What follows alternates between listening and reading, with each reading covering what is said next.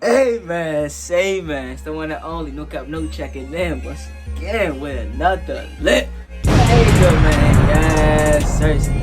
So today, ladies and gentlemen, we're reacting to top 10 highest vertical jumps in NBA history. Let's really see what players are on this list, because the NBA definitely got some high flyers. Let's get into it. No kizzy. Yes, seriously. Great at basketball, you have to love the game and be really skilled. Hey, however, it also helps if you can jump out of the gym.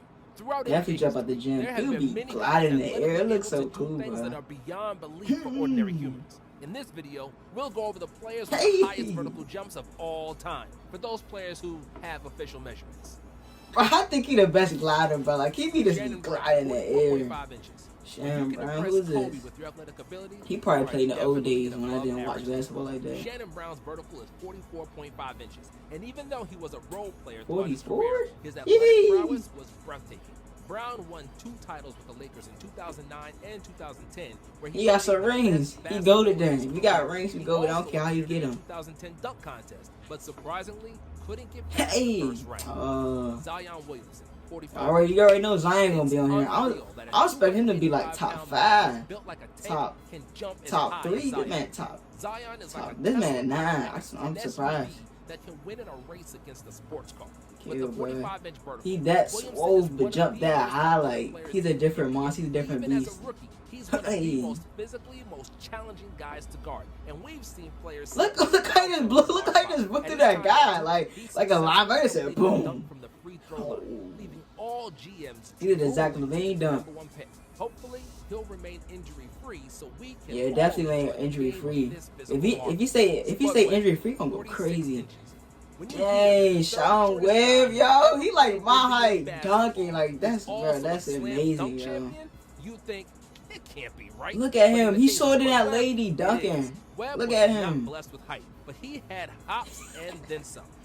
Bro, he a midget. And it allowed him 46. Before the gravity did its thing, only for a little while, Spud was as tall as everybody else on the court. 46. Look at him, bro. He like a little kid compared to everybody, but he dunking on people. Like, that's crazy. Slam dunk contest was the most memorable highlight of Webb's career, and the world was in shock when he defeated the I wasn't looking at NBA.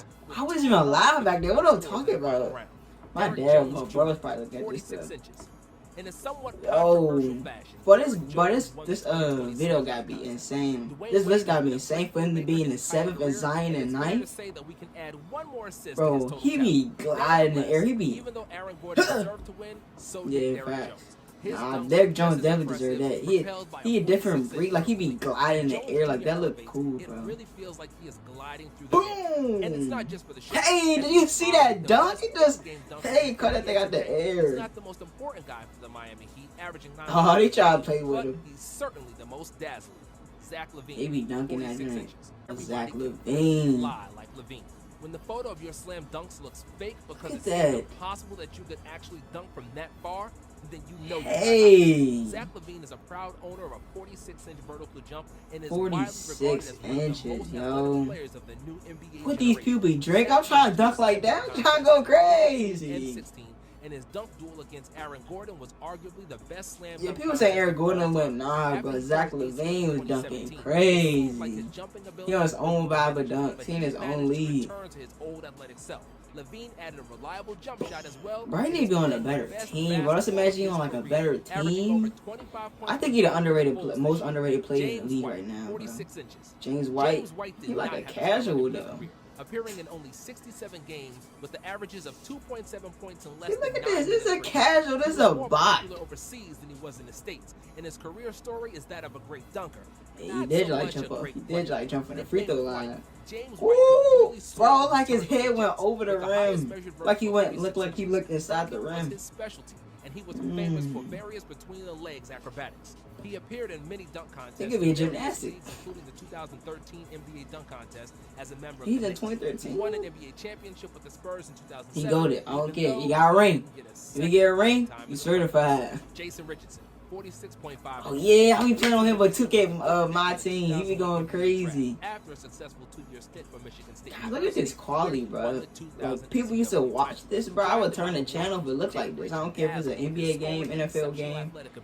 With his 46.5-inch vertical, he was the most athletic player in the league. I don't know how tall that is, but that sounds the same for him to be on this list. He a high flyer. And Kobe, that is definitely something to be proud of. In the manner of Sean Kemp, Jay Rich was vicious to the rim, and his dunks made a regular appearance on the NBA Top 10.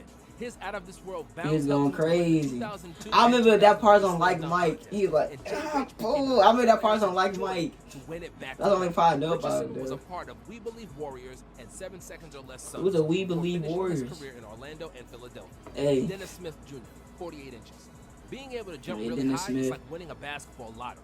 Look at that. You see shit. You just talented like that. That could be a gift and a curse, as some players can rely on their athleticism too much and don't perfect other parts of their game. That is true. That's why he's not doing as good this year, because he's relying on like his athleticism. Jordan has the same 48-inch vertical as him. Boom! Look at that. 48.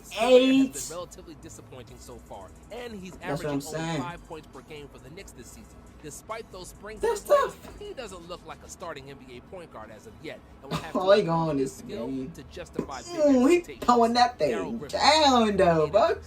When we think about the NBA high flyers of the 80s, the first associations are Jordan, Dominique, and Dr. J. With the 48-inch vertical, Darryl Griffith's jumping ability was up. Who was that? I never heard this play before. All my old heads. You heard this person before? All my old heads. Griffith was the best player for the University of Illinois and won the NCAA title in 1980. God, my man headline back there. John Wooden Player of the Year award. Utah Jazz selected him with the second pick in the NBA draft, and Griffith was Rookie of the Year in 1981. His acrobatic jumping ability props to him. The nickname Dr. Duncanstein. That's sweet nickname, Dr. Duncanstein. Scoring duos in the first half of the 80s. Hey, look at that headline, G. God. Also led the league in three-point shooting for 2 years.